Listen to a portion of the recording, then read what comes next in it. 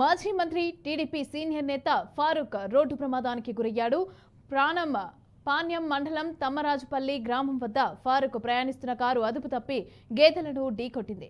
Car balloon open కావడంతో స్వల్ప గాయాలతో ఎన్ఎండి ఫారూక్ బయటపడ్డారు. ఇక విషయం తెలుసుకున్న మాజీ ఎమ్మెల్యే గౌరు చరితారెడ్డి అలాగే పార్టీ కార్యకర్తలు ఘటనా స్థలానికి చేరుకున్నారు. ఇక 108 సిబ్బంది సహాయంతో ప్రథమ చికిత్స అందించారు. అనంతరం మెరుగైన చికిత్స కోసం ఆసుపత్రికి తరలించారు. ప్రాణాపాయం లేకపోవడంతో పార్టీ శ్రేణులు ఊపిరి పీల్చుకున్నాయి.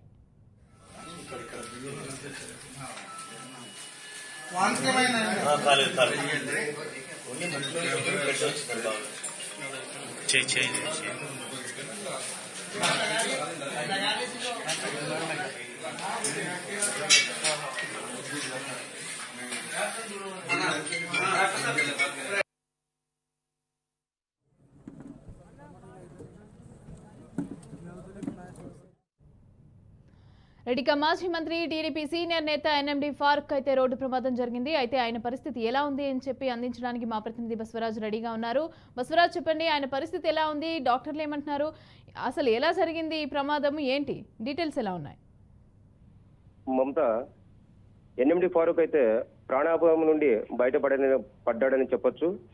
అంటే ఈరోజు మధ్యాహ్నం నంద్యాల నుండి కర్నూలు వస్తున్న నేపథ్యంలో మార్గ మధ్యంలో అంటే అతివేగంతోనో లేదా వాళ్ళ వాహనం అదుపు తప్పిందో తెలియదు కానీ బర్రెలు అడ్డంగా వచ్చి బర్రెలకు ఢీ కొట్టడం జరిగింది. ఆ గేదెని ఎప్పుడైతే ఈ వాహనం అతివేగంగా గుద్దుకొనిందో వెంటనే ఆ వాహనం ముందు భాగం అంతా నుజ్జు అయిపోయింది. ఈ బెలూన్స్ కూడా అంటే ఎయిర్ బెలూన్ ఏదైతే వెహికల్లో ఉందో అది ఓపెన్ కావడం వల్ల మరొక త్రుటిలో ప్రాణాపాయం నుండి బయటపడ్డారు. అయితే అక్కడికి స్వల్ప గాయాలయ్యి అంటే రక్తం కూడా రావడం జరిగింది.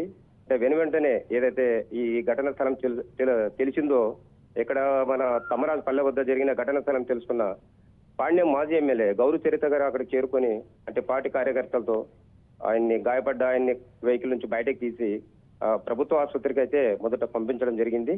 అయితే మెరుగైన వైద్యం కోసం అంటే నంద్యాలలోని ఒక ప్రైవేట్ ఆసుపత్రిలో ప్రస్తుతం చికిత్స పొందుతున్నారు.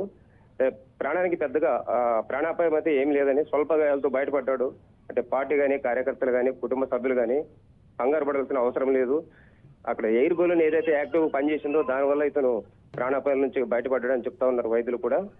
కుటుంబ సభ్యులు పార్టీ కార్యకర్తలు అంటే ఈ ప్రమాదం నుంచి ఆయన క్షేమంగా ఉండడం వల్ల అందరూ ఊపిరి పీల్చుకున్నారు. ప్రస్తుతానికి అయితే ఎలాంటి సిచ్యువేషన్ సీరియస్ అయితే లేదు Mamata. Right, thank you Basavaraju.